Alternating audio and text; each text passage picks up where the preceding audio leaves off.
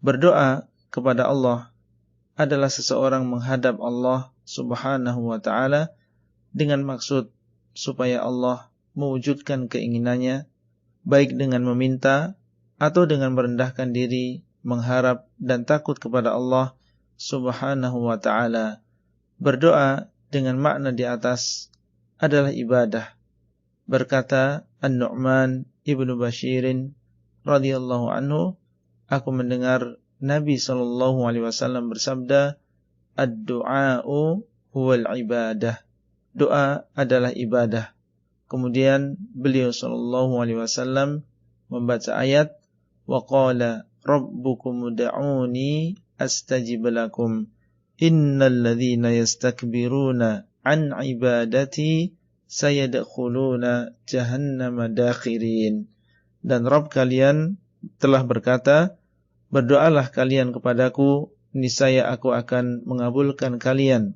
Sesungguhnya orang-orang yang sombong dari beribadah kepadaku, mereka akan masuk ke dalam neraka Jahannam dalam keadaan terhina. Surat Ghafir ayat yang ke-60, dan hadis ini diriwayatkan oleh Abu Dawud, At-Tirmidzi dan Ibnu Majah, dan disahihkan oleh Syekh Al-Albani rahimahullah. Dan makna beribadah kepadaku pada ayat ini adalah berdoa kepadaku.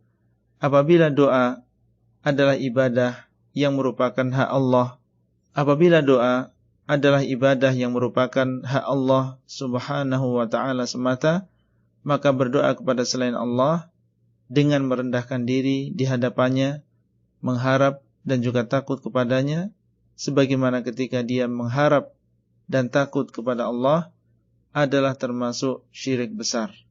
Termasuk jenis doa adalah istighatsah, yaitu meminta dilepaskan dari kesusahan. Isti'adzah, meminta perlindungan. Dan isti'anah, meminta pertolongan. Apabila di dalamnya ada perendahan diri, pengharapan dan takut, maka ini adalah ibadah yang hanya boleh diserahkan kepada Allah Subhanahu wa ta'ala semata. Namun perlu diketahui bahwasanya boleh seseorang beristighatsah, beristi'adzah dan beristi'anah kepada makhluk dengan 4 syarat berikut. Pertama, makhluk tersebut masih hidup.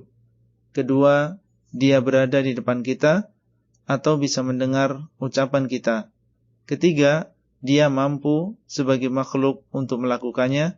Dan yang keempat, makhluk tersebut diyakini hanya sebagai sebab, sehingga tidak boleh bertawakal kepada sebab tersebut, akan tetapi bertawakal kepada Allah Subhanahu wa ta'ala yang menciptakan sebab tersebut.